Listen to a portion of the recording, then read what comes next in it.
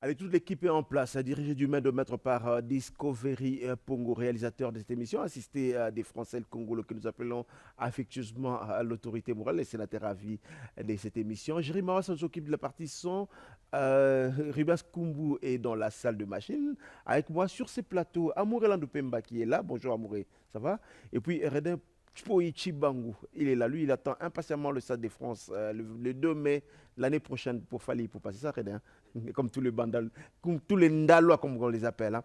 J'ai Toulousa qui est juste en face de moi. Bonjour, j'ai tout, la seule femme technicienne de cette émission. Et puis, ancien Joël Piango. Bonjour, Joël. Il était sûr que j'allais oublier son nom. Comment il s'appelle Émile Zola, le chef plateau, s'est occupé justement de la propriété des exploitations. J'ai donc là, je n'oublie pas l'assistance son.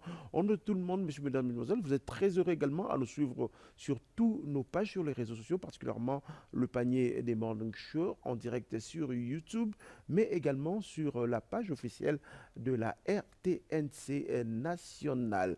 Très heureux et très content de vous retrouver, surtout vous tous qui nous regardez depuis Goma, Bukavu, Anituri. Goma, Bukavu particulièrement, je vous ai dit, comme le doigt de la main, bientôt on va se retrouver. Kinshasa ne vous a pas oublié, on ne vous a pas oublié, chers frères, chères sœurs. Nous sommes toujours ensemble et nous pensons à vous. Tout ce que vous avez comme souffrance, nous les vivons également dans notre charge, je voulais dire. Donc, croyez-nous, ne croyez pas à ces discours qu'on est en train de véhiculer à travers les régions du Kivu. Kinshasa ne vous a pas oublié, nous sommes ensemble. Et ce matin, on parlera avec un acteur clé, un fils de l'Est, un fils du Grand Kivu.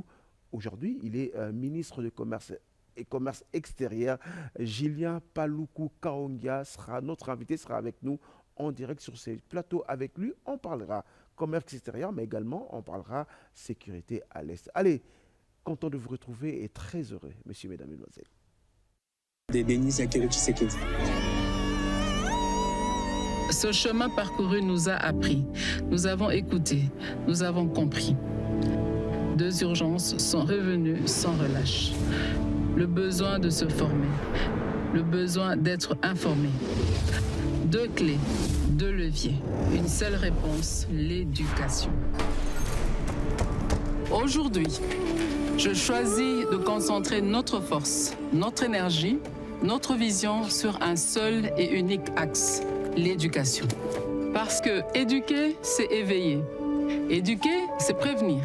Éduquer, c'est transformer. Ensemble, nous allons sensibiliser les communautés, former les jeunes filles et les adolescentes, soutenir les centres pour filles vulnérables, encourager les filles vers les sciences, technologies, ingénierie et mathématiques, les STEM, ainsi que les nouvelles technologies de l'information et de la communication. Lutter contre les barrières et obstacles à l'épanouissement des femmes, notamment les violences basées sur le genre, les pesanteurs culturelles, l'éducation, c'est le début de tout. Et c'est là que tout commence. À vous, jeunes élèves de notre cher et beau pays, la République démocratique du Congo, j'ai une grande nouvelle à vous annoncer. Le gouvernement a accédé à notre plaidoyer. Oui, vous avez bien entendu. Excellencia devient un programme national. Le gouvernement a dit oui à l'excellence, oui à vos efforts, oui à votre avenir. Cette victoire, c'est la vôtre. Merci à vous, élèves, pour vos efforts.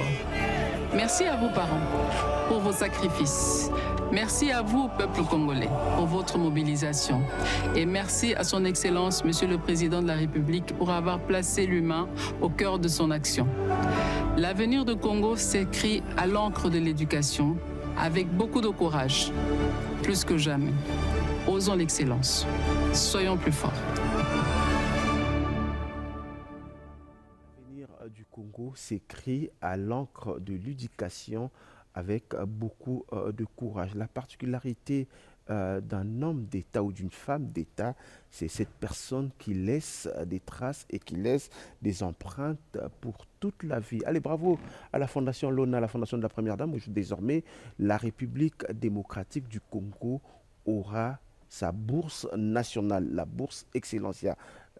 initié par la première dame. C'est une façon de dire qu'un jour, je ne serai plus première dame, mais je laisserai à la jeunesse congolaise la bourse nationale Excellencia.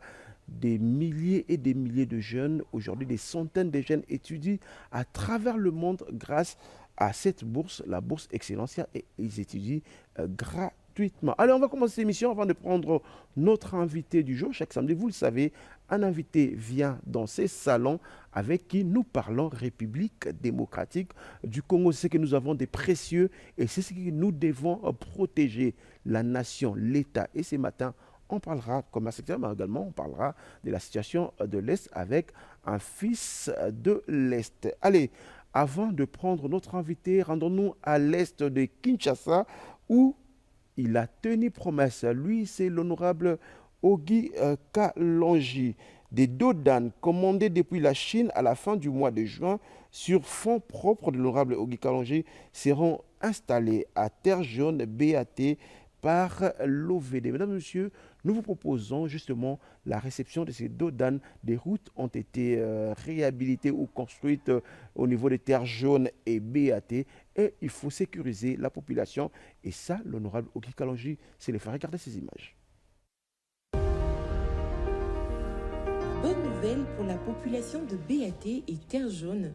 Leurs vies seront désormais mieux protégées grâce à l'arrivée de casse-vitres. La sécurité routière dans ces deux quartiers va considérablement s'améliorer. Commandé depuis la Chine à la fin du mois de juin sur fonds propres du député national Ogi Kalonji, ces dispositifs ont été réceptionnés ce jeudi 6 novembre par l'élu de la Tchangou, déterminé à sauvegarder la vie de ses concitoyens et à œuvrer pour leur bien-être. L'arrivée de ce casse-vitre représente un grand soulagement pour la population de BAT et de Terre Jaune, souvent confrontée à de nombreux accidents de la circulation. Ces installations permettront de réduire considérablement les pertes en vies humaines.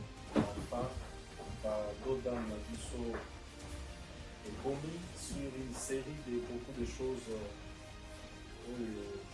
sont bâtis la Chine. Ces deux dames, je les ai achetées pour que Tocha Yango na Terre Jaune et puis Tocha Yango na BAT. C'est acheté sur fonds propres parce que maintenant on s'est sacrifié. On s'est sacrifié. La population va comprendre que les là pour accident ou le salima, aux élites l'État mini, les lots qui sont beaucoup de trouver solution. Donc, la Dodan Yangwana, vous allez poser, approcher au VD pour que Nanda Kisabamo Kinga na sali par là, l'inope boya comme ça pour poser. Ça va permettre que accident et ça Ces casse-vitesses seront posées dans le prochain jour après constat de l'Office de voiries et traînage OVD, institution responsable de la gestion des chaussées. Un acte hautement louable de la part de ces leaders de la Tchangou Ogi Kalonji qui fait du bien-être de la population de ce coin.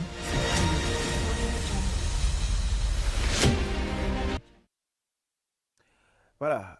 Nous étions à la Tchangou Ogi Kalonji. On reviendra sur ces images avec beaucoup plus de détails. Je voulais annoncer ce matin, comme chaque samedi, un invité vient sur ces plateaux avec qui nous parlons République démocratique du Congo, la vie de la nation. Ce matin, il s'appelle Julien Paluku Kaonga. Il est ministre du Commerce extérieur. Monsieur le ministre, on est en direct, venez, entrez carrément, venez. Hein. Je disais, il est ministre du Commerce extérieur, 12 ans. Il a été gouverneur de la province du Nord Kivu, doctorant, expert en décentralisation et développement. Bonjour, monsieur le ministre. Bonjour. Vous allez bien? Très bien. La dernière fois que vous êtes venu dans cette émission, vous étiez encore ministre du Commerce extérieur. De l'industrie. Non, que j'ai dit de l'industrie. Ça fait plus de 3 ans que vous êtes venu dans cette émission. Oui. Hein. Et aujourd'hui, vous revenez comme ministre du Commerce extérieur. Je le disais, vous avez passé 12 ans comme gouverneur de la province du Nord Kivu. Vous venez sur ces plateaux pendant que cette région connaît de problèmes de sécurité. On va en parler dans cette émission. D'abord, comment vous allez? Non, je vais bien. Comme vous le savez, c'est beaucoup de travail. Hein. Quand on est ministre, on est au service de la nation. C'est pas que, comme les gens le pensent, qu'on est là à s'amuser. Hein. comme vous voyez entre deux avions, c'est que c'est du travail qu'on est en train de faire. Voilà. Alors, je vais vous demander de vous rapprocher, de regarder cette caméra.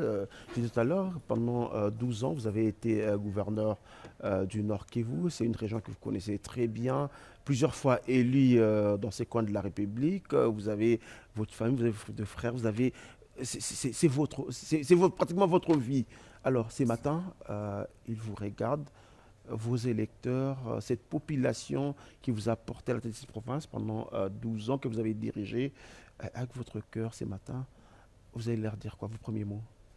Non, j'ai un cœur d'abord brisé parce que je ne sais pas voir la population de Goma, la population de Massissi, de Nyiragongo, de Rutshuru, de Lubero, de Butembo, à la suite de ce qui est arrivé le 27 janvier de cette année, lorsque la ville est passée sous contrôle de l'armée rwandaise.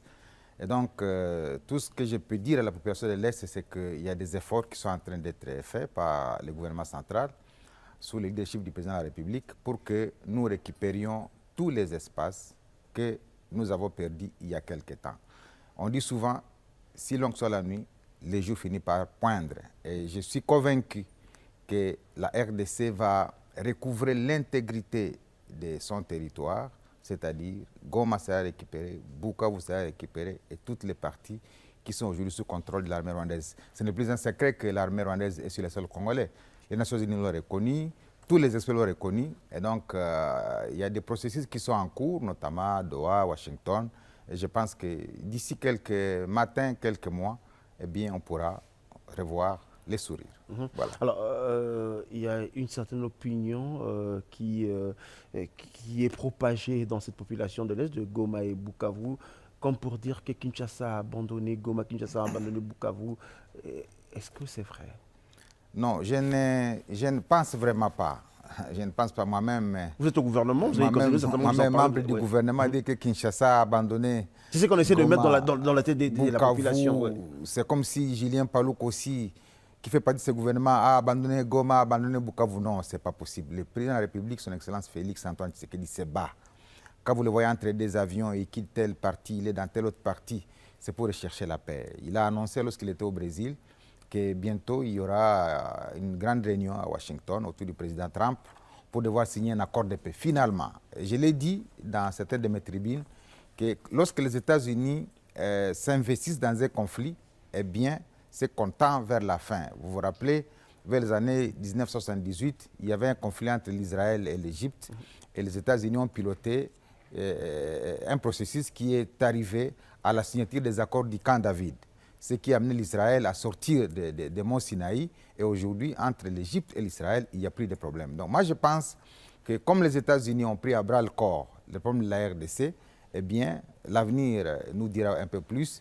Et je crois que la population qui me suit en ce moment, à l'est de la RDC, qu'il s'agisse de celle du sud Kivu, du nord Kivu, de l'Ituri, il faut qu'elle sache que le président ne passe pas des nuits entières sans réfléchir sur les stratégies qui vont nous amener à recouvrer l'intégrité du territoire. Et l'ensemble du gouvernement, chaque jour, nous avons un point qui est inscrit au Conseil des ministres pour passer en revue toutes les questions liées à la sécurité de l'Est et les stratégies. Ce n'est pas ici le lieu de dévoiler tout ce qui est fait au gouvernement pour savoir comment on va y arriver, mais il faut que la personne sache que la question sécuritaire de la partie Est tient au plus haut point le président de la République, la Première ministre et l'ensemble du gouvernement. On va s'installer, Monsieur le ministre. On reviendra sur cette question sécuritaire, la question de l'Est. On va commencer par parler comme ça. J'aurais bien voulu commencer par un peu... Bon, on va commencer par la question, le commerce extérieur. Je disais que la dernière fois que vous êtes venu dans cette émission, vous étiez ministre de l'Industrie. Aujourd'hui, vous êtes ministre du Commerce extérieur. Avant de vous poser la première question sur le commerce extérieur, j'ai envie de vous poser une question comme un jeune, un citoyen lambda, un jeune qui vous regarde aujourd'hui. Julien Paluku a été gouverneur du Nord Kivu pendant 12 ans. Depuis que Tshisekedi est président de la République, Julien Paluku est au gouvernement. Il était à l'industrie, commerce extérieur. Un jeune qui vous regarde, il se pose la question, qu'est-ce que je ferai pour devenir comme Julien Paluku? Non, il faut croire tout simplement à l'avenir. Il faut être correct dans ce qu'on fait. Ce que je peux dire aux jeunes... Il faut faire le mentorat à ces jeunes, à tous ces jeunes qui vont regarder ce que je veux dire aux jeunes, c'est de ne pas croire à la fatalité, c'est de ne pas se faire recruter dans des mouvements pour être emporté par des vagues contre son pays. C'est de considérer qu'on a une contribution à apporter d'une manière ou d'une autre. Et surtout, dans le monde actuel, ce n'est pas abandonner l'éducation. J'ai suivi tout à l'heure la vidéo de la Première Dame qui disait que l'avenir de la RDC s'écrit sur l'encre de l'éducation. Et donc, je voudrais inviter et pousser les jeunes à pouvoir emboîter les pas de ce que nous avons fait. Nous avons été poussés à aller à l'école. À l'époque, les parents, quand ils nous demandent d'aller à l'école, nous pensions qu'ils nous gênaient. Hein? Quand on voulait feindre qu'on est malade, ils nous prenaient, ils nous amenaient vite à l'école. Et nous, on se disait qu'ils sont en train de nous gêner. Mais aujourd'hui, ce que nous récoltons, nous ne donnons même pas le 1/10 de ce que nous récoltons à nos parents. Ça veut dire que quand on étudie, c'est d'abord pour soi-même, pour l'avenir de sa famille, pour l'avenir de son pays. Et donc, je crois que l'invitation que j'ai faite à tous les jeunes qui me suivent en ce moment, c'est de voir qu'il y a eu un jeune qui s'appelait Julien Paloukou à un moment donné. J'ai été enseignant il y a 30 ans.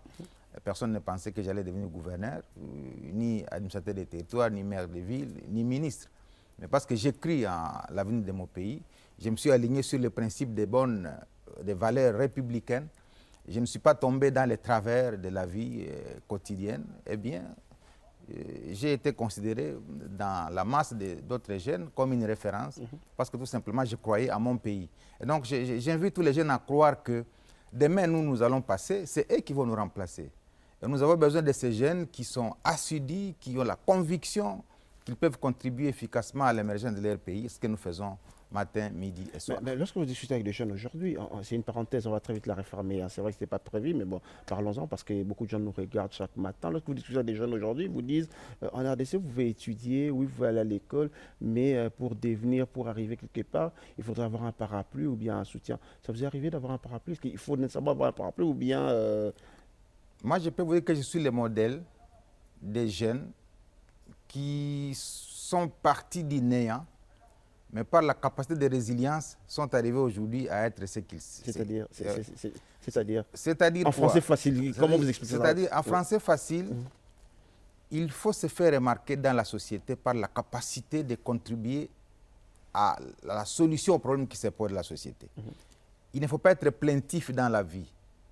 Il ne faut pas tout le temps croire que les solutions viendront des autres. Il faut, quand vous êtes dans un auditoire, dans une classe, dans une société, que vous vous fassiez remarquer par la qualité de votre travail. À ce moment-là, tous ceux qui cherchent des gens vont considérer qu'il y a une référence dans un groupe de jeunes. Et c'est comme ça que nous, on a été repérés. On a été repérés comme des jeunes, étudiants d'abord, puis dans la société, nous distinguions dans la manière de faire. On n'était pas dans les petits actes de corruption, de ceci. Et finalement, ceux qui nous observaient ont essayé de nous mettre à l'œuvre. Et quand ils nous ont mis à l'œuvre, eh bien, ils ont considéré qu'ils n'avaient pas tort de nous prendre. Et donc, nous pensons que ce modèle-là, on peut le partager avec les jeunes d'aujourd'hui. Là où vous êtes, même si vous n'avez pas de parapluie, si vous n'avez rien, pour autant que vous avez votre intelligence, pour autant que vous êtes droit dans ce que vous faites, eh bien, quelqu'un viendra dire, mais amenez-moi ce jeune, je vais travailler avec lui. On en a aujourd'hui. C'est-à-dire, il y a des jeunes avec qui nous travaillons, nous ne les connaissons pas. Mais parce qu'on nous a dit qu'il a telle capacité, vous les prenez, vous l'essayez, et quand vous trouvez qu'il est bon, eh bien, il évolue. Donc, c'est un message que je voudrais donner ce matin pour dire il n'y a pas de fatalité, il n'y a pas de divinité, mais il faut du travail pour qu'on se fasse découvrir dans la société. Très bien, il n'y a pas de fatalité, il faut du travail, donc il faudrait que les jeunes puissent croire en eux. Tout simplement il faut croire en soi-même, à ses capacités. Il ne faut pas croire que la solution viendra des autres, il faut proposer. Et il ne faut pas avoir peur, quand vous rencontrez un ministre, de venir avec des solutions. Pour ici venir vous voir, parce que moi, quand j'observe la société, je vois qu'il faut ça et ça et ça et ça. Dès que vous me dites ça, je sens qu'il y a quelqu'un. Mais lorsque vous venez me voir pour dire, bon, ça fait 15 ans, 10 ans que je n'ai pas d'emploi, est-ce que je dis, ben, mais vous ne venez que pleurnicher auprès de moi. Non, mais quand vous venez, vous me proposez une idée, j'ai une idée telle idée, telle idée, telle idée. Peut-être que c'est une idée que je n'ai jamais eue. À ce moment-là, je peux dire, mais non, non, il y a quelqu'un ici. Dis, toi, tu as fait quoi? Non, j'ai fait non, tu reviens demain. Et j'en ai pris comme ça, beaucoup de gens qui sont à mes côtés, par le simple fait qu'on a interagi et j'ai trouvé qu'il y a quelque chose dans la tête. Donc ne venez pas, quand vous rencontrez des personnalités, vous plaindre ou chercher à obtenir des gains. Venez avec des idées que vous pensez être novatrices. Si les idées accrochent la personne avec laquelle vous interagissez, eh bien la personne va vous prendre pour l'aider à pouvoir mettre ces idées en œuvre. On ferme la parenthèse. Allez, on a fermé la parenthèse. On va parler commerce extérieur. Je disais tout à l'heure que vous avez été ministre de l'Industrie, vous arrivez au commerce extérieur. Si vous faites aujourd'hui l'état des lieux du commerce extérieur, vous arrivez au commerce extérieur. D'abord, quand on dit commerce extérieur, beaucoup de gens aimeraient comprendre c'est quoi exactement en fait. Oui, c'est une question un peu peut-être difficile pour beaucoup de gens. Hein.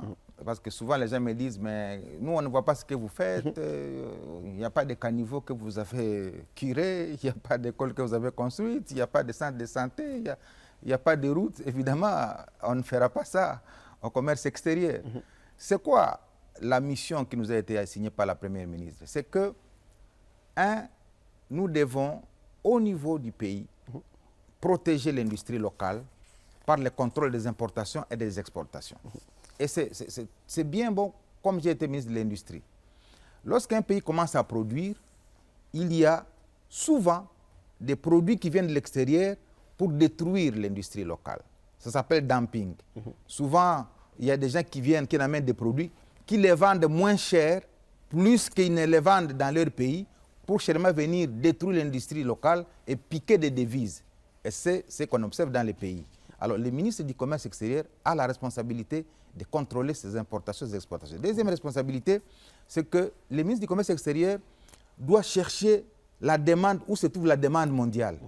C'est-à-dire, que consomment les Américains, que consomment les Européens, que consomment les Chinois, que consomment les Africains. Alors, qu'est-ce que la RDC peut offrir pour saisir cette consommation-là? Et ce que nous avons fait avec l'AGOA aux États-Unis, avec les accords de partenariat économique avec l'Europe, avec l'accord que j'ai signé avec la Chine, le ministre du Commerce de la Chine, un accord cadre avec la Chine, avec la ZLECAf au niveau de l'Afrique. C'est-à-dire aujourd'hui, je peux dire au gouvernement et à la population congolaise que j'ai trouvé un marché en Chine où on me demande 1 million de tonnes de soja. J'ai trouvé un marché en Europe où on me demande autant de millions de tonnes de produits vivriers. J'ai trouvé un marché aux États-Unis où on trouve autant de millions de tonnes. Et donc cette demande-là nous pousse maintenant à pouvoir chercher l'offre congolaise. Et c'est là que je m'adresse au ministre de l'Agriculture et du Développement rural pour dire, voici un marché.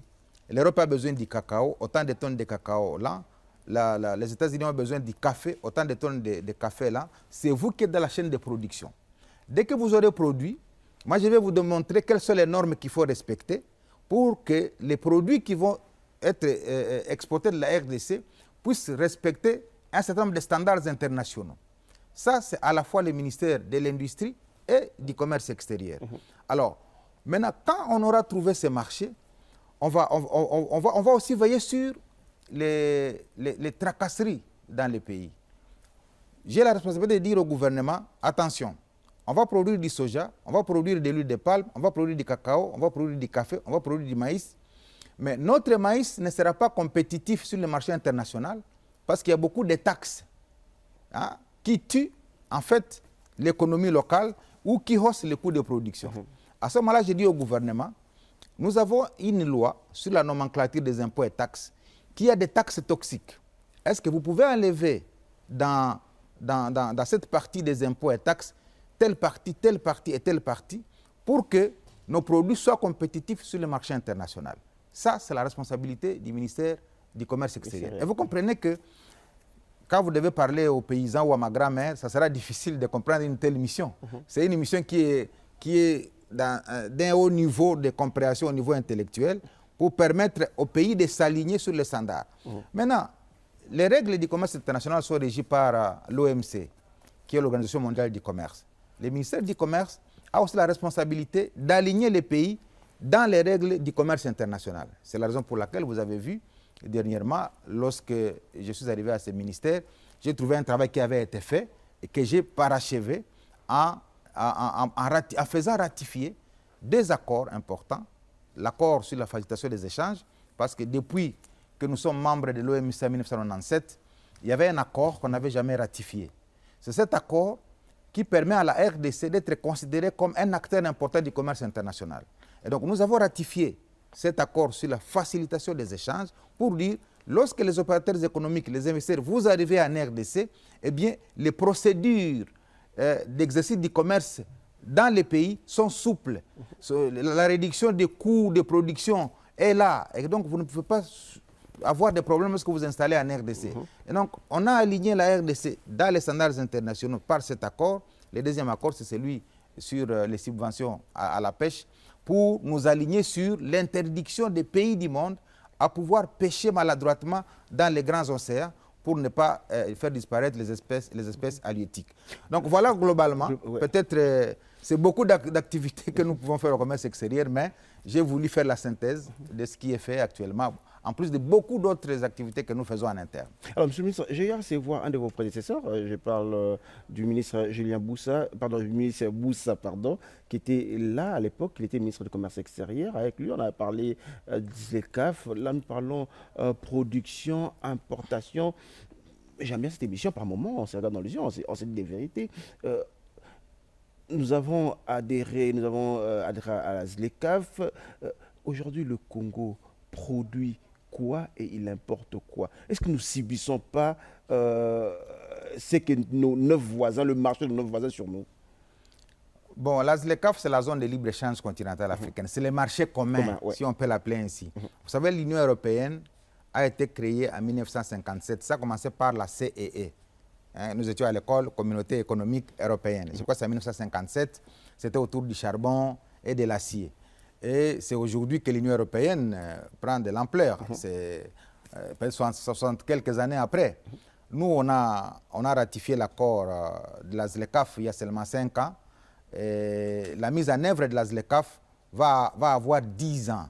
Donc, on va jusqu'à 2031, 2035 pour qu'on se rassure que réellement, on a ouvert les frontières totalement, mais en respectant les règles d'origine. Et là, je vais expliquer bien. Mais le plus grand marché, c'est le Congo. Les autres, tous nos voisins vont profiter du marché congolais. Oui, tous les voisins nous voient, mais aussi nous devons voir les autres. L'Afrique, c'est 1,4 milliard de consommateurs. Nous ne sommes que 110 millions de consommateurs. Donc, il y a 1,3 milliard de consommateurs que nous devons saisir chez les autres. Alors, il faut que nous allons le saisir avec quoi la question? Maintenant, c'est ce que tout le monde se pose aujourd'hui, mais nous allons le saisir avec quoi? Mais écoutez, je pense que vous avez suivi le compte rendu dernièrement du ministre d'État en charge de l'agriculture, qui a présenté au Conseil des ministres un document très important, la stratégie de la revanche du sol sur le sous-sol. Parce que le président de la République avait sorti un concept, la revanche du sol sur le sous-sol, mais il fallait une stratégie pour la mise en œuvre. Et la stratégie a été adoptée dans les derniers conseils des ministres, où il y a des piliers. C'est-à-dire, on commence par quoi, on transite par quoi, et on finit par quoi. Je pense qu'il faudrait inviter les ministres d'État Moïse Nzang, que je félicite pour ce travail qui a été fait au niveau du gouvernement, et qui élabore cette stratégie avec des piliers. Nous, au niveau du commerce extérieur, nous avons élaboré, par mon prédécesseur, la stratégie nationale de promotion des exportations. C'est-à-dire, dès que lui a fait la production, nous avons la stratégie pour promouvoir les exportations. Et donc, nous nous alignons parce que le gouvernement, c'est un maillot. C'est-à-dire, il n'y a pas un ministre qui peut se dire, non, c'est moi qui fais, c'est moi qui produis les résultats. Non. C'est un maillot ou une chaîne où tel fait ceci, l'autre complète par cela et l'autre finit par ça. Et donc, c'est cette interconnexion, cette interministérialité qui fait la force d'un gouvernement. Alors, on produit quoi? On produit suffisamment de choses. C'est peut-être parce qu'on ne fait pas peut-être la publication des statistiques d'exportation. Il y a des produits qui vont aux États-Unis, il y a des produits qui vont en Europe, il y a des produits qui vont en Chine, mais notre économie est tirée, d'une manière clandestine, sans que la chaîne de valeur, sans que l'État contrôle cela, sans que le pays en profite quelque chose, l'importation officielle. Non, je peux vous dire que, comme vous avez posé la question sur l'Est, l'année dernière, dans la partie Est, on a exporté 80 000 tonnes de cacao. Lorsque vous mettez le prix de $10 000 en moyenne, parce que la tonne de cacao a dépassé la tonne de cuivre l'année qui vient de s'achever, eh bien, lorsque vous exportez 80 000 tonnes, multiplié par une moyenne de $10 000, ça vous fait 800 millions de dollars. Ça veut dire qu'il y a 800 millions de dollars qui ont circulé dans la population congolaise de la partie est, des gens qui ont produit le cacao. C'est-à-dire les gens ne savent pas saisir ça, mais c'est ça la résilience qu'il y a de la population de l'Est, qui malgré la guerre, elle est à même de contribuer effectivement à l'économie du pays. C'est ce qui fait que la guerre existe. Parce que vous parlez justement de la partie Est, vous parlez de la production du cacao. Cette partie Est même, il y a la problématique du prix du cacao. Les producteurs locaux se plaignent des exportateurs ougandais qui ne respectent pas le prix officiel. Mais parce que vous en parlez, ouvrant justement ces dossiers, que fait le gouvernement pour protéger justement les producteurs locaux? Oui, les conseils que je vais donner aux producteurs locaux, c'est de s'organiser en coopérative. Vous savez, le monde est dominé par des capitalistes.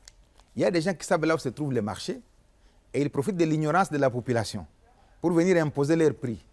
Maintenant, l'État devait protéger les producteurs locaux. Comment contourner ça? Ça, ce n'est pas de mon secteur. Il y a le ministère en charge du développement rural qui doit organiser les producteurs en coopérative. Donc, l'agriculture fait la production, le développement rural organise les producteurs en coopérative, le commerce extérieur saisit la production pour chercher les marchés. C'est ça la complémentarité des ministères. Et donc, je voudrais dire ici que, comme il y a des profiteurs qui viennent parce qu'ils savent que la population est dans un état de délabrement total, les gens n'ont pas suffisamment de moyens, et les gens viennent proposer des prix. Alors que chaque semaine, nous produisons ce qu'on appelle la mercuriale des prix, où on affiche le prix du cacao, le prix du café, le prix de l'huile de palme, le prix du cobalt, le prix du cuivre, le prix du zinc, etc. Il faudrait que la population commence à se référer à cette publication hebdomadaire que nous faisons pour opposer à tous les acheteurs le prix qui est publié par le ministère du Commerce extérieur. S'ils ne veulent pas, vous retenez votre cacao. Bien sûr, lorsqu'il y aura rareté du cacao, si tous vous êtes organisés en coopérative, et que vous retenez votre cacao, ils n'auront pas de choix que de respecter les prix. Parce qu'ils ont besoin de ces cacao-là. Alors, c'est par le fait que les gens sont pauvres qu'ils veulent se libérer de la production, alors que s'ils retenaient la production, ils peuvent imposer. Je vous donne aujourd'hui l'exemple du cobalt. Le cobalt a quitté en 2022 $80 000 la tonne jusqu'à $21 000 la tonne en février 2025. Qu'est-ce que le gouvernement a fait? Le gouvernement a stoppé l'exportation du cobalt. Et aujourd'hui, on quitte maintenant 21 000, on est presque à $50 000 la tonne. Ce qui fait que si on exporte $140 000 tonnes de cobalt lent, multiplié par 50 000, ça vous fait 7 milliards de dollars. Alors qu'à l'époque, les 140 000 tonnes, multiplié par 20 000, ça allait coûter 2 milliards 800 millions de dollars. Donc vous comprenez que le gouvernement doit encourager les producteurs locaux à s'organiser pour qu'en s'organisant, ils soient à même de pouvoir imposer les prix aux acheteurs parce qu'ils ont besoin de leurs produits. Voilà les conseils que je pourrais donner. Et ils peuvent saisir les ministres du développement rural et de l'agriculture pour la manière dont ils peuvent être agréés en coopérative des producteurs locaux du cacao. Et nous, on va les accompagner pour identifier les marchés les plus compétitifs et les plus rentables. Alors parlons guichet unique intégral du commerce extérieur, qui est l'un des grands projets de votre ministère. Sur ces 67 documents requis pour les opérations d'import, d'export et de transit, 67 ont déjà dématérialisé. On parle de dématérialisation. S'il faut expliquer dans les termes plus simples, c'est quoi exactement?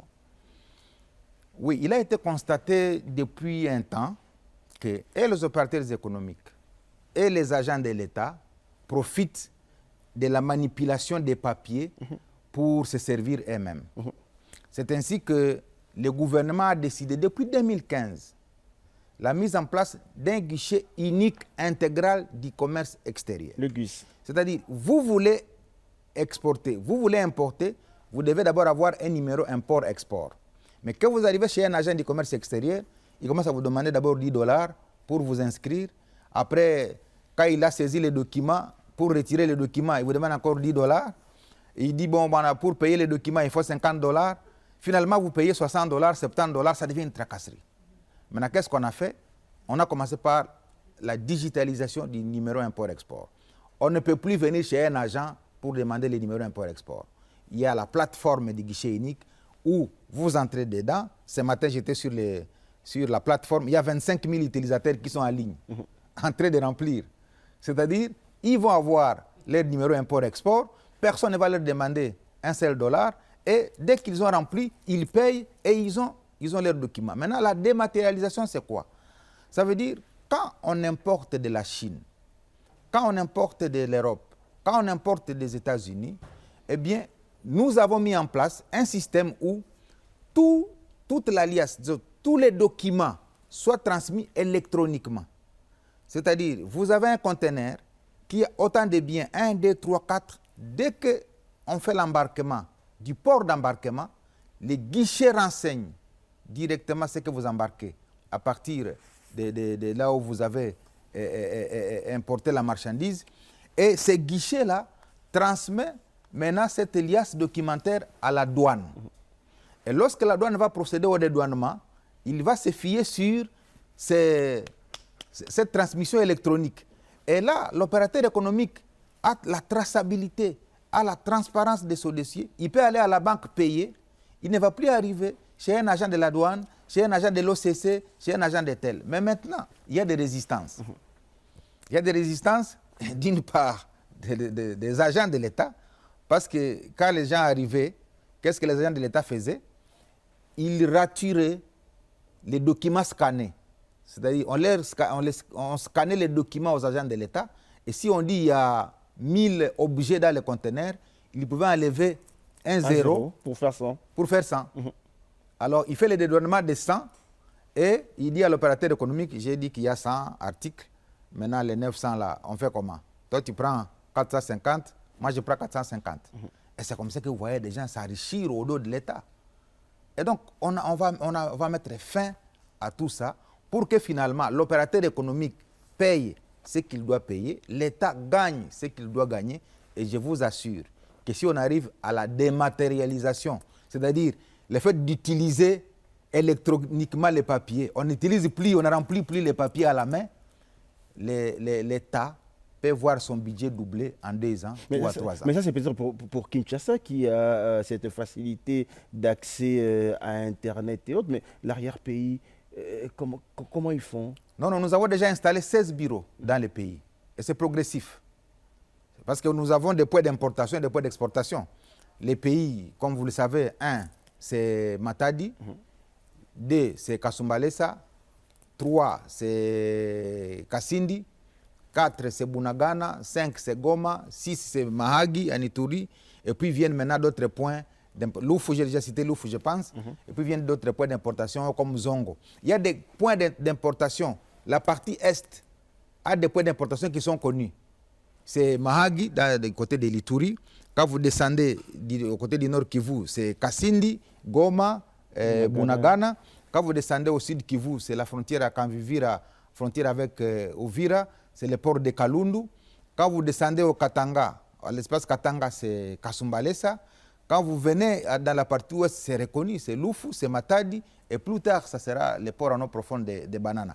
C'est là où on installe d'abord des points chauds pour qu'on commence par la phase expérimentale. Maintenant, lorsque la phase expérimentale va prendre fin, on va étendre ça sur d'autres. Les réformes ne se passent pas en une journée, en un mois. Il faut nous donner un temps pour que toutes les réformes arrivent, parce que toute réforme a toujours une résistance, partout. Partout, même en Europe, lorsqu'ils ont réformé, il y a eu des résistances. Même aux États-Unis, si aujourd'hui ils sont ce qu'ils sont, c'est parce qu'ils ont connu des moments de résistance, mais finalement tout le monde s'est aligné. Et je crois que la dématérialisation dont on parle ici, d'ici 2, 3, 4 ans, la RDC va être alignée et ça va nous permettre d'être reconnus comme un pays où on peut venir investir sa propre. Je finis par un exemple. Pour exporter un conteneur de la RDC, on faisait 200 heures. 200 heures. Pour que ça quitte la RDC. Pour que ça quitte la RDC. C'est-à-dire, vous amenez votre conteneur à la frontière, le temps d'aller voir l'agent des douanes, vous allez voir l'agent de l'OCC, vous allez voir l'hygiène des frontières, vous allez voir peut-être la police, l'hygiène, comment on l'appelle ça, et tout ça, il y a plusieurs services. Ça faisait 200 heures pour exporter un conteneur. Maintenant, on va réduire le temps d'exportation de 200 à 50 heures. C'est la moyenne africaine. Vous voyez, l'opérateur va gagner 4 fois plus de temps qu'il n'avait lorsqu'on utilisait le système des papiers. Et donc, ça sera difficile, mais ce n'est pas impossible. Et nous y sommes déjà. Que les gens, aujourd'hui, ils visitent le site du guichet unique intégral du commerce extérieur, ça s'appelle GUICE. Ceux qui me suivent peuvent aller sur Google, taper GUICE, G-U-I-C-E. GUICE, ils vont taper là-bas, eh bien, ils vont voir qu'il y a maintenant des gens qui sont en ligne, en train de remplir leurs formalités, et que c'est comme ça que se fait le commerce international. Vous pouvez même importer les gens qui vont en Chine, les gens qui vont en Europe, les gens qui vont partout. On a introduit la notion du commerce électronique. Il ne sera plus question de prendre des avions, de prendre des risques. Maintenant, vous pouvez, à partir de votre bureau, vous avez votre machine et vous faites vos commandes là-bas, vous remplissez au niveau du guichet unique. Le guichet unique va suivre vos marchandises du lieu d'embarquement jusqu'à la douane ou au port.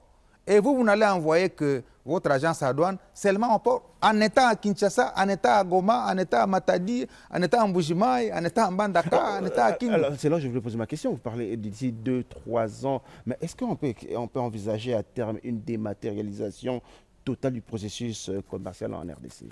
Oui, c'est ce que je vous dis.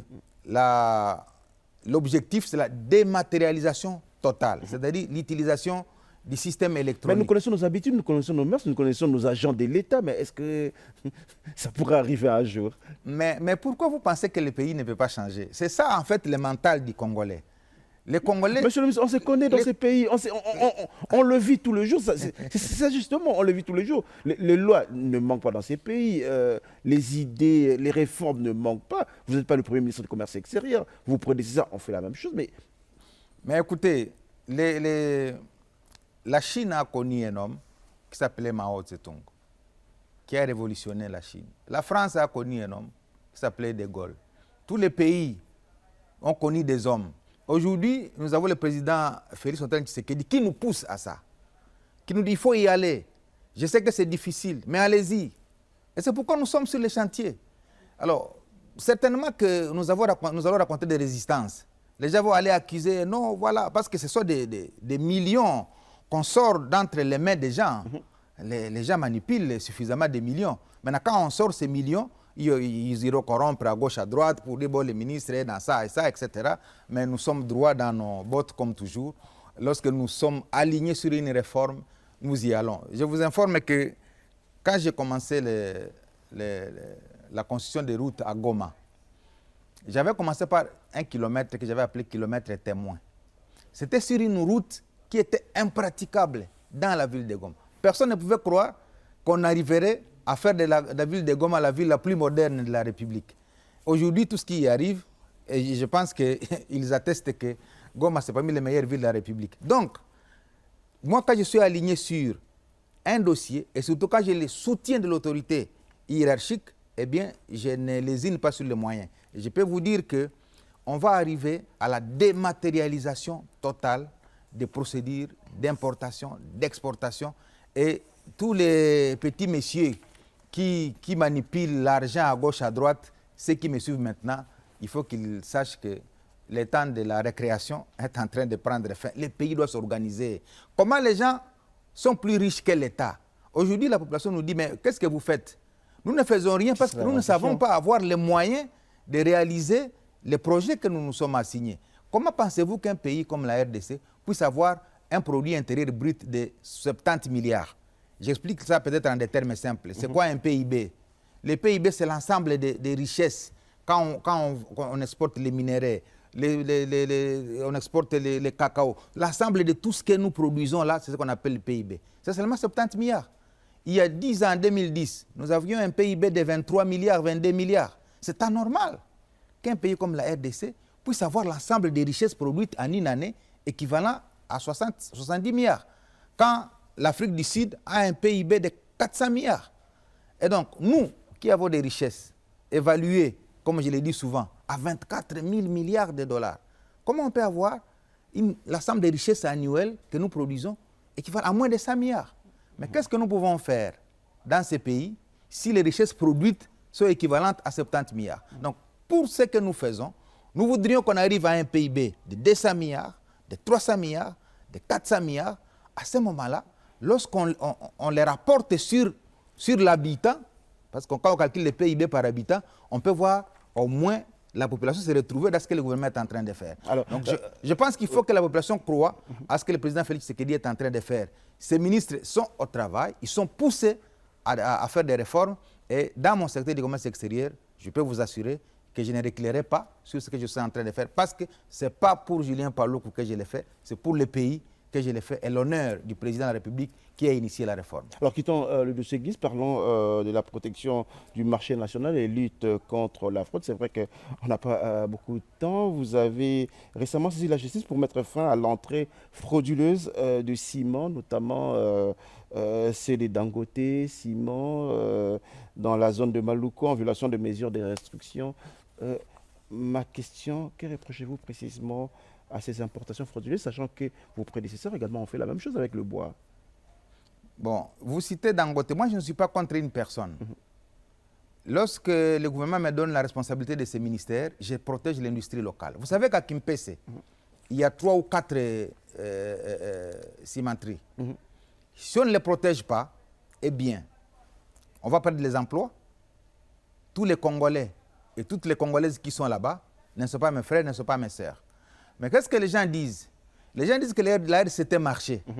Ils viennent s'installer dans nos pays voisins, notamment Congo-Brazzaville, Angola. Ils installent leurs usines là-bas et nous, ils nous considèrent comme leur marché.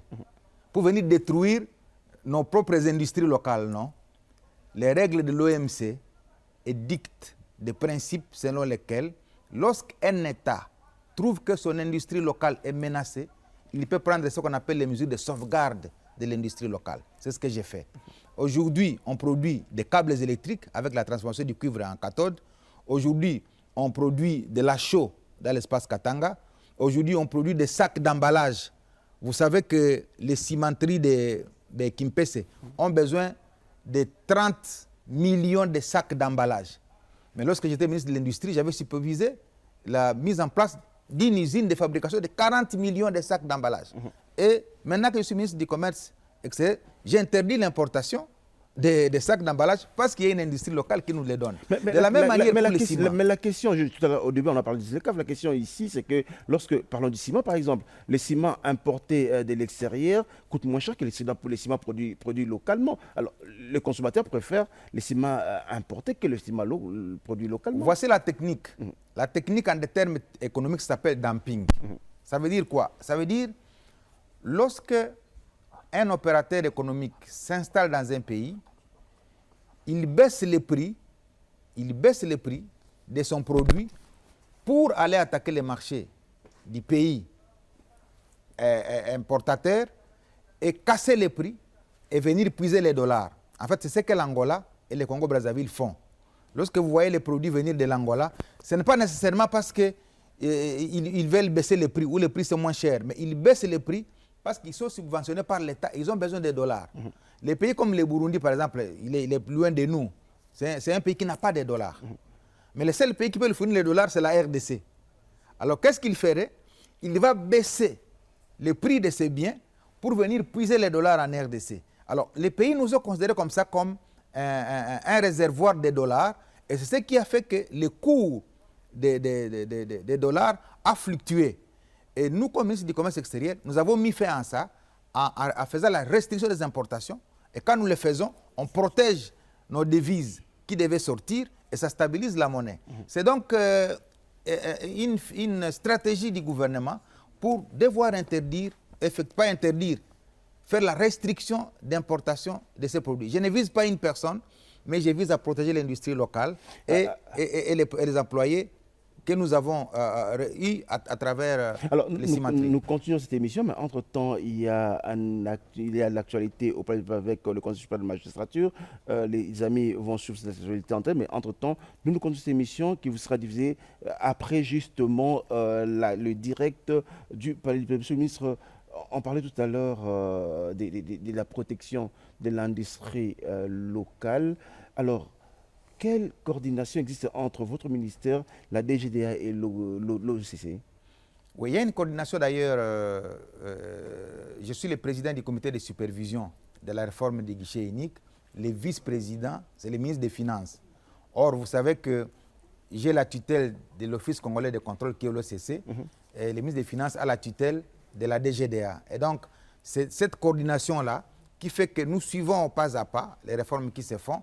Et dans les comités de supervision, nous avons les ministres de l'économie, nous avons les ministres des transports, nous avons les ministres des budgets. C'est comme ça que le gouvernement a mis en place ces comités de supervision pour nous aider à suivre ensemble, ministère du commerce extérieur, ministère des finances, ministère de l'économie, ministère des budgets, de manière à ce qu'aucune donnée ne puisse nous échapper. Parce que si une donnée nous échappe, eh bien on rate l'objectif que nous sommes assignés. Alors, je reviens sur votre interdiction d'exportation du ciment. Mais il n'y a pas que le ciment que vous avez interdit d'exporter. Il y a plusieurs autres produits que vous avez interdit d'exporter en RDC pour protéger le marché local. Est-ce que ces restrictions sont-elles nécessaires pour protéger notre industrie locale? Oui, l'OMC, l'Organisation mondiale du commerce, nous donne 8 ans. C'est-à-dire, nous avons 4 ans renouvelables une fois, au cours desquels nous pouvons protéger notre propre industrie et permettre que nous puissions assainir le climat des affaires, que finalement nos industries puissent être compétitives sur le marché international. Et il y a des produits pour lesquels on a commencé les restrictions l'année passée, d'autres l'année antérieure. Nous avons donc 8 ans. Et là, je m'adresse aux opérateurs économiques qui bénéficient de ces mesures de restriction, qui doivent maintenant s'aligner, parce que lorsque nous allons dépasser les 8 ans, eh bien, nous ne serons plus en mesure de pouvoir interdire les restrictions de produits venant de l'extérieur, parce qu'au moins, ils se seront consolidés et ils seront déjà compétitifs. S'il y a des facilités qu'ils veulent demander au gouvernement congolais, c'est le moment de les faire. Mais nous, si nous trouvons encore qu'il y a des produits qui continuent à venir peut-être détruire l'industrie locale, nous avons la latitude de pouvoir hausser les frais de douane. Vous avez suivi le président américain Trump, quand il hausse les frais de douane pour la Chine, 125%. Pour nous, la RDC, c'est 11%. Nous aussi, à un moment donné, si on trouve qu'il y a des produits qui viennent détruire l'économie locale, nous sommes autorisés à pouvoir hausser les frais de douane. Personne ne va nous l'interdire parce que ce sera des mesures de protection de notre industrie locale. Comment vous assurez la transparence du marché et la compétitivité sans freiner la libre circulation, le libre échange? Oui, l'OMC prévoit la libre concurrence aussi, parce qu'il faut quand même permettre que des pays, des produits circulent sur le marché. Nous n'avons pas interdit des produits sur le marché congolais. Il faut que les gens me suivent. Non. Il y a une catégorie de produits pour lesquels nous avons déjà une production locale. C'est comme les carreaux et les faïences. Aujourd'hui, nous produisons les carreaux à Kinshasa, à Maluku. On a commencé d'ailleurs à exporter vers des pays étrangers. Mais comment comprendre que nous avons la même qualité que ceux qui viennent de la Chine, nous avons les prix bas plus que ceux qui viennent de la Chine, mais les gens continuent à croire qu'ils doivent aller amener les dollars en Chine pour aller importer. Non, nous refusons cela parce que nous devons soutenir notre économie locale. Et c'est comme ça que nous avons pris des mesures pour dire, vous voulez acheter des carreaux, adressez-vous à Maluku. Mais si vous voulez acheter des marbres, à ce moment-là, nous vous donnons une dérogation parce qu'à Maluku, on ne produit pas de marbre. C'est comme les boissons gazeuses. Lorsque nous avons Bralima, lorsque nous avons Pepsi, lorsque nous avons Bra Congo et qu'ils nous produisent des boissons gazeuses, eh bien, nous sommes en droit de dire, attention à vous qui importez les boissons gazeuses, nous ne voulons pas que vos produits viennent détruire finalement les peu que nous avons en RDC. On contrôle les importations, on contrôle la demande locale. Si Bralima, si Pepsi, si Bra Congo ne satisfont pas la demande locale, on évalue quel est le gap qu'il faut. Maintenant, on peut autoriser aux gens d'importer les GAP pour venir combler les marchés. Mais on ne peut pas autoriser que les gens viennent avec la quantité équivalente à celle que nous produisons par nos industries locales pour détruire les milliers d'emplois que Bra Congo donne, que Bra Lima donne. Finalement, si ces milliers d'emplois sont perdus, eh bien, où est-ce que nous mettons les Congolais? Or, parmi les engagements du président de la République, il y a celui des emplois. Et donc, en prenant ces mesures, c'est en ligne droite avec les engagements du président de la République qui tient à donner à sa population des emplois. Donc, nous ne sommes pas en dehors des engagements du président de la République. Alors, parlons de diplomatie économique, on va aller très vite. Parlons de diplomatie économique. Hier, en préparant cette émission, quelqu'un me disait, dans mes équipes, il dit, depuis que le Congo existe, c'est ces gouvernements, depuis le régime de Félix Tshisekedi, le ministre voyage trop. Ils sont tout le temps entre des avions. Vous êtes parmi ces personnes qui voyagent, qui représentent les pays dans plusieurs forums. Vous avez été à Bruxelles Gateway, vous avez été aux États-Unis, Genève, vous avez été pratiquement partout. La question aujourd'hui, c'est quoi les retombées de tous ces voyages? Les retombées ne sont pas immédiates comme les gens le pensent. Moi, je viens d'une région où on fait la culture des champs, c'est-à-dire la culture des café, la culture des cacao, la culture des maïs, la culture des haricots. Pour les haricots, c'est 3 mois. Pour les cafés, c'est 3 à 4 ans. À l'époque, c'était même 7 ans. Pour les cacao, aujourd'hui, c'est 3 ans. Ça veut dire qu'il y a une période de semis, il y a une période de sarclage, il y a une période de récolte. C'est de la même manière dans la diplomatie aussi. La diplomatie, il y a une période de semis. Les semis est l'équivalent de toutes les tournées que nous faisons. Il y a une période de sarclage pour rassurer effectivement les investisseurs qu'il y a un environnement favorable aux affaires. Il y aura une période de récolte où finalement on va commencer à voir des gens choisir la RDC comme leur destination. Et il y en a des gens, nous avons signé aux États-Unis 6 protocoles avec des entreprises américaines qui vont arriver ici. Il y a Buenasa qui va s'installer à Lualaba pour la transformation, la raffinerie du cuivre et du cobalt. Déjà, il y a toutes ces entreprises qui sont en train de transformer le cobalt en produits semi-finis. C'est déjà quelque chose auquel on est en train d'assister. Il y a l'afflux de tous ces hôteliers qui arrivent. Il n'y avait pas autant d'hôtels dans la capitale. Je crois que les gens doivent comprendre qu'un pays, pour qu'il soit fréquentable, il doit construire d'abord son image en international. Si vous voyez tous ces pays-là qui sont fréquentés, c'est parce qu'ils ont commencé par ce qu'on appelle les soft power. C'est-à-dire, c'est quoi les pays? Il y a des fois où j'arrive aux États-Unis ou à Bruxelles ou dans un autre pays, quand je parle des potentialités de la RDC, je dis, mais non, ce n'est pas possible. Est-ce que vous avez tout ça? Mais nous savons que chez vous, c'est la guerre, les balles crépitent. Il y en a même qui disent qu'ils ne peuvent pas passer la nuit à Kinshasa parce que peut-être ça sera sous les lits. Donc la guerre est à Kinshasa. En fait, on prend la RDC comme un pays de 3000 km². Et que donc, à Kinshasa, ça crépite à tout moment, à Matadi, ça crépite, et partout, ça crépite. Donc, nous avons l'obligation d'aller en international pour parler des aspects positifs qu'il y a, parler aussi de la guerre, et localiser la guerre là où elle se trouve, et démontrer les efforts qui sont faits par le gouvernement pour arriver à mettre fin à cette guerre. Donc, les voyages que nous faisons, ce ne sont pas des luxes. C'est comme aujourd'hui, le président, il est à la COP30. Les gens se disent, mais qu'est-ce qu'il va faire au Brésil? Mais attention, la COP30 est consécutive à la COP1, COP2, COP3. C'est quoi la COP? C'est sur les partis qui sont en conférence sur le changement climatique. Et il y a aujourd'hui des menaces importantes sur le changement climatique. Si on n'observe pas un certain nombre de comportements dans le monde, les pays risquent de disparaître sur la carte de la Terre. Et donc, quand on se réunit chaque année, c'est pour évaluer les mesures. Quels sont les gens qui détruisent l'environnement? Quels sont les gens qui polluent l'atmosphère?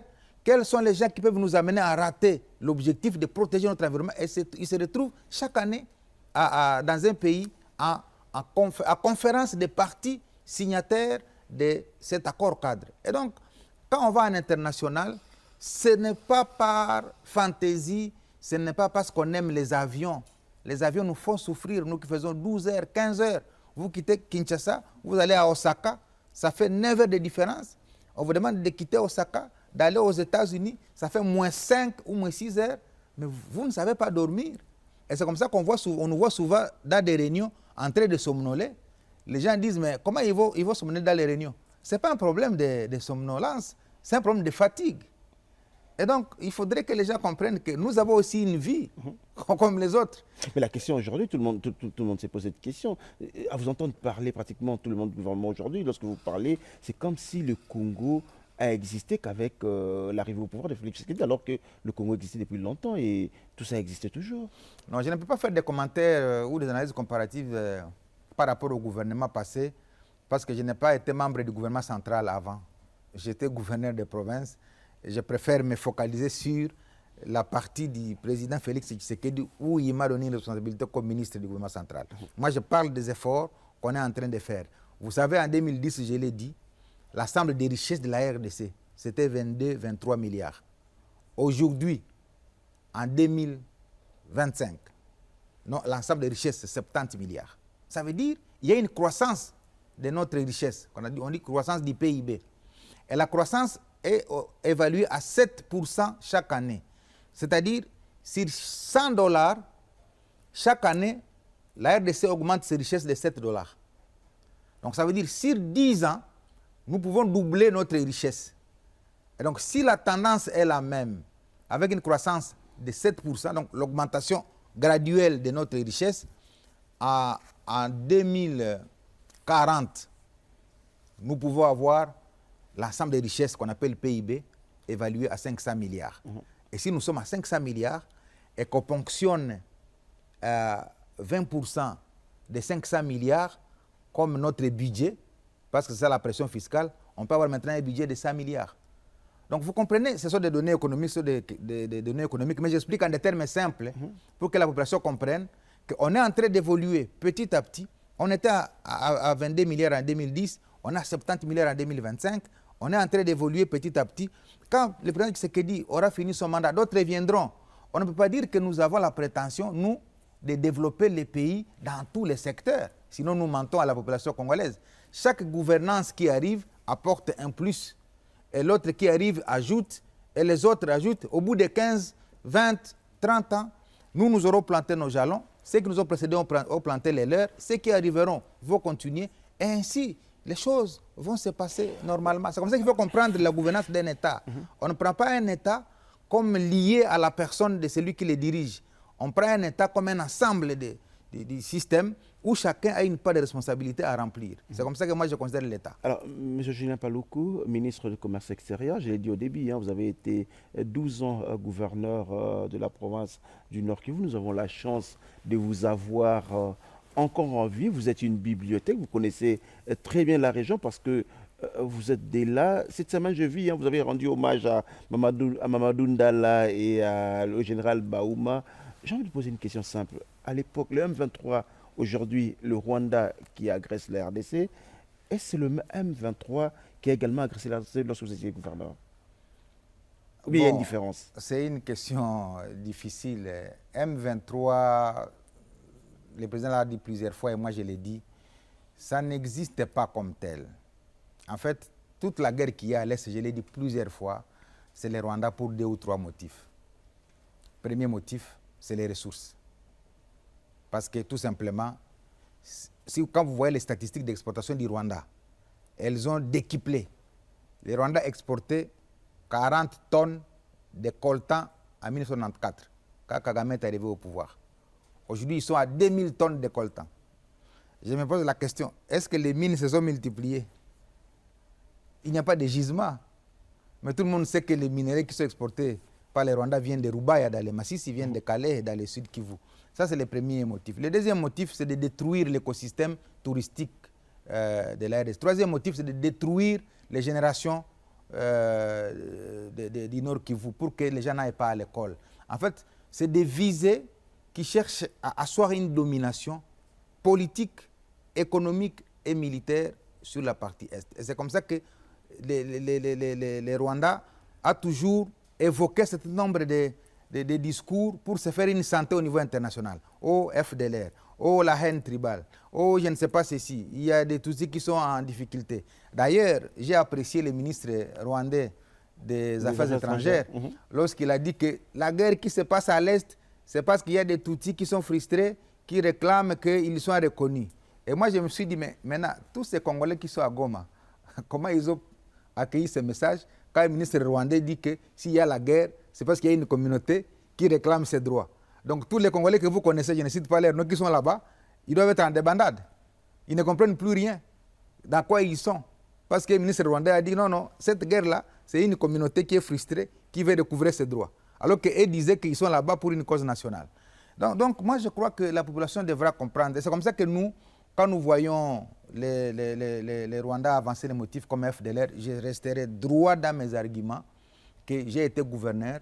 Nous avons rapatrié des Rwandais qui étaient sur le sol congolais en milliers avec la HCR, avec la MONUSCO. Ils sont partis.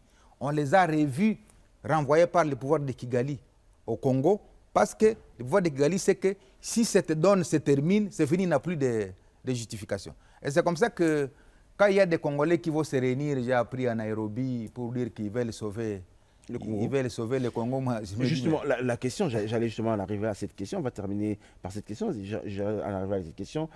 Lorsque les gens se réunissent à Nairobi, sous le leadership de l'ancien président de la République, avec qui vous avez travaillé à l'époque, vous étiez gouverneur de la ville, gouverneur du Nord Kivu, vous avez combattu cette même rébellion avec lui, et qu'aujourd'hui, vous le voyez aller à Goma, être sécurisé par la même rébellion qu'il a combattue à l'époque. Vous dites quoi? Vous avez été dupé? Vous dites quoi? Non, j'ai été clair. J'ai beaucoup de respect envers un ancien président. Et le respect doit continuer dans le sens où un ancien président continue à respecter les règles qui régissent un État. Vous savez, moi j'ai souffert plus que quiconque dans ce pays pour lutter contre ces rebelles du M23. J'accède au pouvoir en 2007 comme gouverneur et directement les CNDP de Laurent Kunda commencent, menacent la ville de Goma. Jusque pendant mes 12 ans, on n'a fait que ça. Et il y avait un président à la tête de ce pays qui s'appelait Joseph Kabila, avec qui nous avons travaillé dans ces dossiers. À tout moment, j'étais envoyé ici, j'étais sur la ligne de front, j'ai mobilisé la population là-bas. On a amené de l'eau à nos compatriotes qui étaient sur la ligne de front à l'époque du général Baouma, à l'époque du colonel Mamadou. Tout le monde sait les efforts que nous avons faits pour accompagner les militaires afin d'obtenir la victoire que nous avons obtenue le 5 novembre 2013 lorsque nos forces armées ont investi la colline de Tchanzu. Et moi, je suis arrivé à moins de 24 heures après la libération de cette colline, quand ça sentait encore la mort, quand il y avait encore la fumée. Et j'ai retrouvé les chapeaux large bord, comme on l'appelle, de M. Makenga. Et le président Kabila, à l'époque, avait radié même Makenga et toute la bande de ces criminels, des forces armées, parce que c'était des criminels. Alors, mon embarras, c'est celui-là. Comment, avec tous ces efforts-là que nous avons faits, maintenant je les retrouve à Goma. C'est pourquoi, dans une émission à la RTNC, j'avais posé 12 questions. J'avais dit, les journalistes, il faut amener ces questions au président Kabila. Parce que je me disais, est-ce que c'est réellement le fils de Mzé? Est-ce que c'est vraiment le président que moi je connais qui peut se retrouver à Goma, entre les mains de Makenga qu'il a radié? À ce moment-là, il n'était pas encore arrivé. C'était encore des rumeurs. Et finalement, il est arrivé. Donc ça confirmait que la personne qui luttait avec moi contre ces gens est gardée par ces criminels-là, qu'il a radié de l'armée. C'est là où je n'ai pas compris. J'ai dit, si c'est ça la politique, alors c'est grave. Et donc, pour moi, je continue à croire que le comportement que l'ancien chef de l'État a affiché en allant se joindre au M23, il est impardonnable. S'il n'est pas impardonnable, alors ça frise une complicité. Ça veut dire quoi? Ça veut dire, nous qui étions en train de nous battre aux côtés des FARDC contre les rebelles, nous étions alors dupés. C'est-à-dire, il y avait un camp de patriotes qui avaient foi à la République démocratique du Congo. Il y avait un autre camp qui nous observait comment nous nous comportions alors qu'ils n'étaient pas avec nous. C'est peut-être ça la conclusion que je pourrais tirer de ces comportements. Parce qu'il est inacceptable, il est impardonnable qu'après avoir dirigé la République pendant 18 ans, on part être sous la coupe du président Kagame, sous la coupe des rebelles du M23, c'est eux qui vous gardent. Je ne sais pas dans un pays au monde quel est ce chef d'État qui a quitté la présidence pour la rébellion. Et donc, je garderai ma lucidité dans l'analyse de cette question pour dire que le fait pour l'ancien président de s'être retrouvé là-bas, pour moi, c'est une trahison de la République. Et on ne fait pas l'éloge de la trahison. Et donc, je le dirai sur tous les plateaux que nous, qui sommes des patriotes, nous qui avons combattu aux côtés des FARDC, ces rebelles, nous poursuivrons ce travail jusqu'à ce que nous nous rassurions aux côtés du président actuel qu'on a recouvré l'intégrité du territoire. Et je m'adresse aux Congolais de l'Est, qui n'aient pas peur, que les gens ne viennent pas surfer sur leur misère pour croire qu'ils deviennent des libérateurs. Tout ce que vous avez connu comme Sauvons le Congo, c'est faux et archi-faux. J'ai démontré que Kagame a la corde au cou. Kagame est asphyxié. Il a été condamné par le Royaume-Uni, qui était son mentor, l'Angleterre. Il a été condamné par les États-Unis. Il a été condamné par la France. Il a été condamné par des pays, le Canada. Il a été condamné par les Nations Unies. Il a été condamné par l'Union européenne. On a même sanctionné James Kabarebe, qui est l'un des piliers importants de la gouvernance de Kagame. Il a la corde au cou. Maintenant, qu'est-ce qu'il cherche? Il s'est dit, mais comment je vais me tirer d'affaire? Mais lui dit que ces sanctions ne lui disent rien. On peut tout sanctionner, mais s'il faut protéger son pays... Je vais conclure. Ouais. Maintenant, comment il faut se tirer d'affaire? Il dit, bon, pour que l'asphyxie, on essaie un peu de délier la corde, il faut que je démontre que la cause est congolaise. C'est comme ça qu'il cherche des Congolais, et parmi lesquels un ancien chef d'État, pour légitimer en fait que non, moi je ne suis pas dedans, c'est plutôt des Congolais qui sont là-bas. Comme ça, c'est une manière d'obtenir peut-être qu'on lève les sanctions. C'est pourquoi j'ai dit, ceux qui se sont réunis à Nairobi, dans un conclave, ce conclave n'est pas un conclave pour sauver le Congo, c'est un conclave pour sauver les Rwandais. Donc ça s'appelle conclave Sauvons les Rwandais. Parce que le Rwanda est asphyxié, il fallait des gens pour devoir se réunir, démontrer à la face du monde que non, la cause est congolaise, ne vous occupez pas du Rwanda, occupez-vous de la RDC. Donc c'est normal. Et je vois des gens que je connais d'une intelligence fine et vive qui se sont retrouvés là-bas pour sauver les Rwandais. C'est inacceptable. Et je garderai ma lucidité dans mes analyses pour dire que le peuple congolais ne doit pas continuer à être dupé par ce genre de comportement. Nous allons garder droit notre sens de lucidité pour combattre ce genre de pratiques, pour que les Congolais ne puissent plus faire confiance à des gens qui n'ont que pour objectif leurs besoins eux-mêmes. Les frustrations personnelles ne doivent pas être transformées en cause nationale. Lorsque quelqu'un a une frustration à lui, ce n'est pas à l'occasion de les transformer en une cause nationale. Sinon, chacun va ramasser ses frustrations, eh bien, il y aura une sommation de frustrations personnelles qu'on transformerait en cause nationale. Non. Voilà la conclusion à laquelle je voulais aller. Avant qu'on puisse conclure ces dossiers, est-ce que j'ai envie de vous poser une question simple? Je m'en voudrais si je ne vous pose pas cette question. Vous avez été, à l'époque, vous étiez gouverneur du Nord Kivu, j'ai dit tantôt, le M23, la rébellion est arrivée, Goma est tombé, mais ça n'a pas pris beaucoup de temps. La rébellion s'est retirée, le Rwanda s'est retiré. Mais qu'est-ce qui a fait qu'aujourd'hui, la situation d'aujourd'hui, ça fait plusieurs mois que le M23 est à Goma, Bukavu, le Rwanda est là. Mais c'était quoi la recette à l'époque qui a fait qu'ils n'ont pas traîné, ils sont partis? Est-ce que la même recette ne peut pas être utilisée aujourd'hui? Ça, c'est une grande question qui nécessite une émission. Mais je crois que vous avez la réponse. Maintenant que le président Tshisekedi n'est pas dans la complicité de la guerre, ça fait qu'il n'y a pas de manœuvre à faire. Donc c'est ça la réponse. Donc vous êtes en train de me dire, si je dois lire entre les lignes, vous êtes en train de me dire qu'à l'époque, les gens étaient, celui qui était au pouvoir était en complicité. Je suis en train de tirer des leçons des comportements que j'observe aujourd'hui. Si donc, pour le président Tshisekedi, il n'y a pas de fin de guerre, c'est parce qu'il n'y a pas de deal, il n'y a pas de complicité. C'est-à-dire, à l'époque, lorsque je considère que les comportements d'aujourd'hui sont significatifs, à l'époque, on comprend que donc, il y avait des comportements. Un comportement de nous qui étions pour la République, et un comportement d'autres qui avaient des agendas cachés. Et c'est visible aujourd'hui. C'est inacceptable ce qui s'est produit à Goma lorsqu'on a vu un ancien chef d'État avec des Congolais arriver, sécurisés par Makenga. Ça aurait été des prêtres pour venir supplier les rebelles, ça serait compris.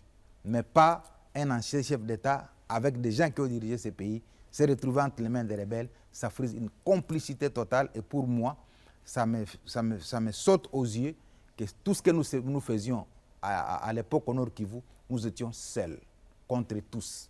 Et donc, je crois même que nous avons échappé belle parce qu'il y en a qui sont morts. Et je l'ai dit en connaissance des causes. Et c'est ça qui fonde ma détermination à me ranger derrière la République pour défendre la cause nationale. Et je ne transigerai jamais sur mes moyens pour que je démontre à l'opinion que nous avons été floués pendant autant d'années parce que ce qui s'est produit à Goma, c'est une haute trahison et c'est impardonnable pour cette République. Le ministre de l'Intérieur a suspendu les partis qui ont participé à cette messe de Nairobi. Il a même demandé à la Cour de cassation de dissoudre ces partis. Ils disent que c'est une régression de la démocratie, vous le comprenez? Bon, je n'ai pas de commentaires à faire. Je peux seulement me rappeler que lorsque Roger Lumbala s'est retrouvé à Bunagana à l'époque, on avait suspendu les partis de Roger Lumbala par la gouvernance passée. Voilà mon commentaire. Allez, on va terminer complètement cette émission, mais on ne va pas terminer cette émission sans parler du RECOS. C'est très important pour les RECOS vise à faciliter la vie des petits commerçants frontaliers, notamment dans la zone de l'Est, parce que nous parlons de la zone de l'Est. Quelle avancée concrète le RECOS sur les terrains aujourd'hui, monsieur le ministre? On va terminer par là. Oui, le RECOS, c'est le régime commercial simplifié. C'est peut-être important qu'on puisse l'expliquer. Nous avons signé un arrêté interministériel avec le ministre des Finances pour promouvoir le commerce transfrontalier. C'est-à-dire on a identifié des opérateurs économiques qui font des petits commerces, des poireaux, des pommes de terre, des ceci, mais qui sont tracassés par les services des douanes. Alors nous avons plafonné les montants du commerce transfrontalier pour dire, lorsqu'on a un montant de $500, eh bien on ne peut pas être soumis à des tracasseries douanières. On passe free, pourvu qu'on s'organise en organisation ou en coopérative. Et pourvu que les produits qui font l'objet des échanges transfrontaliers soient des produits d'origine. Là, je voudrais vraiment bien préciser. C'est-à-dire, quels sont les produits qui sont produits, si vous permettez, dans un pays, c'est-à-dire entre nous et la Zambie, qu'est-ce que la Zambie produit, qu'est-ce que la RDC produit. Ces biens-là qui sont échangés, lorsqu'ils sont certifiés comme produits d'origine, et lorsque vous faites un commerce d'un capital inférieur ou égal à $500, vous ne faites pas l'objet des régimes douaniers. Lorsque vous le faites entre le Burundi et Uvira, même chose. Lorsque vous allez le faire entre Goma et Gisenyi, même chose. Lorsque vous allez le faire entre Kasindi, Mpondo et en Ouganda, même chose. Lorsque vous allez le faire entre Aru et Arua en Ouganda, même chose. Lorsque vous allez le faire entre Mahagi et l'autre partie de l'Ouganda, même chose. Lorsque vous allez le faire entre Zongo et la partie Ubangi, même chose. Lorsque vous allez le faire entre Lufu et Angola, même chose. Mais pourvu que ces biens-là soient des produits d'origine. Parce qu'il ne faudrait pas dire quelqu'un va importer un conteneur de la Chine et puis ça fait partie des trafics transfrontaliers. Non, ce n'est pas ça. Ce sont les produits qui sont produits dans un pays qui feront l'objet de ces commerces transfrontaliers pour lesquels nous avons fait le plafonnement de $500. Et c'est ce qu'on appelle régime commercial simplifié. On a commencé avec les Burundi déjà, on va l'étendre avec la Zambie et puis on va chuter par l'Ouganda, les pays avec lesquels nous avons des activités commerciales beaucoup plus intenses. Alors, parlons des femmes commerçantes transfrontalières qui sont souvent victimes de plusieurs abus. Comment le gouvernement le protège? Oui, c'est une problématique qui est sur notre table, mais que nous essayons un peu d'adresser avec la ministre en charge des femmes et familles et le ministre des Finances. Je crois qu'elles peuvent se tranquilliser. À chaque fois qu'il y a des problèmes, nous avons un programme qui s'occupe, par exemple, de la partie est des Grands Lacs, le PFCIGL, qui nous permet effectivement de gérer ce genre de questions. Et donc, les gens peuvent se tranquilliser par rapport à la gestion des petits problèmes et des défis auxquels nous faisons encore face aujourd'hui. On va terminer par la construction des infrastructures financées par la Banque mondiale pour le PFCIGL. Aujourd'hui, monsieur le ministre, lorsque vous allez pratiquement sur tous nos frontières, lorsque vous regardez chez les voisins, les constructions des infrastructures sont... on sait voir, mais chez nous, ça pose toujours problème. Qu'en est-il aujourd'hui? Oui, nous avons un programme de facilitation du commerce, par exemple dans la région des Grands Lacs, où on va construire des infrastructures entre Kanvivira du côté de Uvira et Gatumba du côté du Burundi. Et nous avons présenté un programme, disons un projet de la construction de notre frontière entre Kasumbalesa et la partie zambienne, parce qu'il y a des files indiennes là-bas, des conteneurs et des conteneurs sur 10 km Parce que tout simplement, on n'a jamais modernisé notre frontière. On va construire un poste frontalier à arrêt unique. C'est-à-dire quoi? C'est-à-dire les douaniers vont se retrouver du côté zambien. Lorsque vous avez fait le dédouanement de vos marchandises, vous ne pouvez plus le faire du côté congolais. Lorsque vous venez du Congo, lorsque vous avez dédouané votre marchandise, vous ne pouvez plus le faire en Zambie. Ça s'appelle poste frontalier à arrêt unique. On a commencé déjà aussi à Mahagi, en Ituri, avec un partenaire qu'on appelle Trademark, qui nous aide à construire cette infrastructure. Et donc, nous sommes sur les chantiers de la modernisation des infrastructures, surtout des transfrontalières, pour nous aligner sur les standards de tous les autres pays. Ce que vous dites est vrai. Quand vous passez dans d'autres pays, vous arrivez à leurs frontières, tout est bien fait. Mais quand vous arrivez chez nous, c'est la catastrophe. Mais c'est pas la faute. Mais pourtant, tous on est financés par la Banque mondiale. C'est pas la faute de Julien Paloukou. Vous avez dit, je ne suis pas le premier ministre dans ce secteur. Même ceux qui m'ont précédé avaient les mêmes défis. C'est depuis 1960 que les gens ont été là. Mais laissez-nous le temps de marquer notre histoire par le début des projets. D'autres viendront les parachever. Et nous aurons eu peut-être le droit d'avoir commencé par ces infrastructures. Mais j'ai pari que nous n'allons pas tout terminer comme ministre du secteur.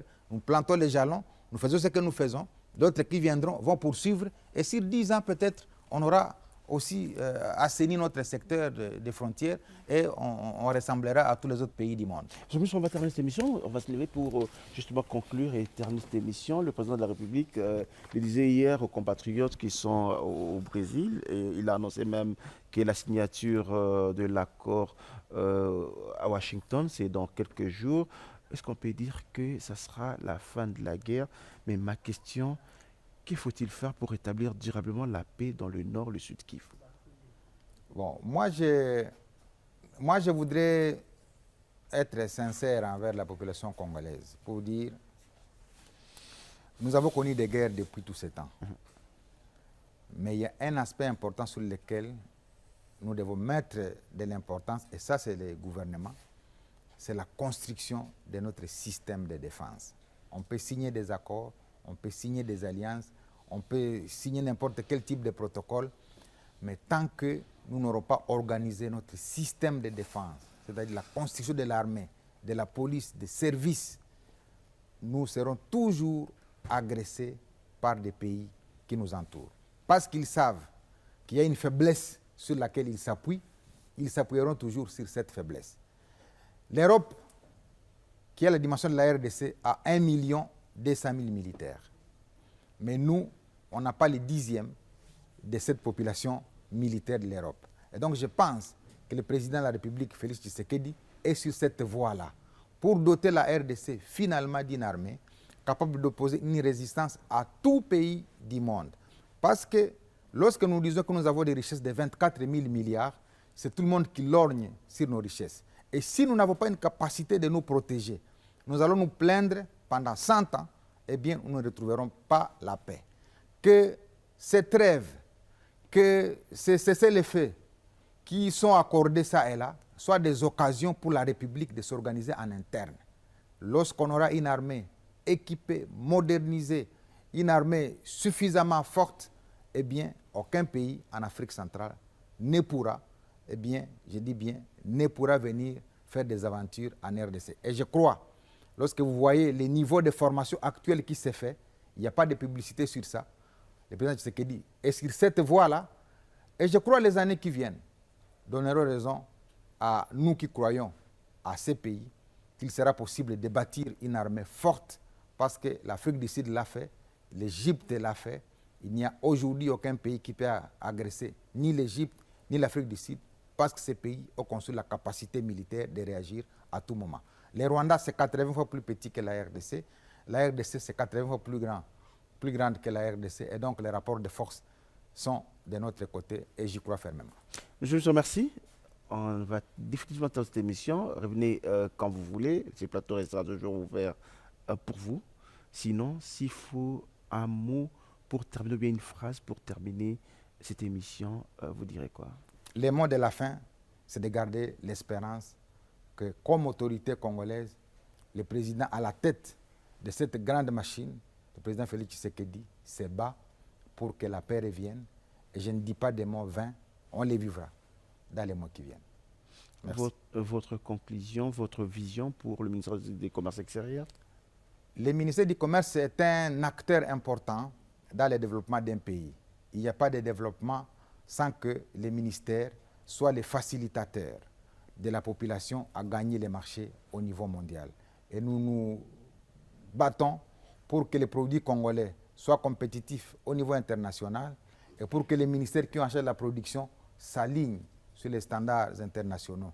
Et je crois que dans les 10 ans qui vont suivre, la RDC va cesser d'être un pays importateur, mais il deviendra plus un pays exportateur et ce sera la fierté de la population congolaise.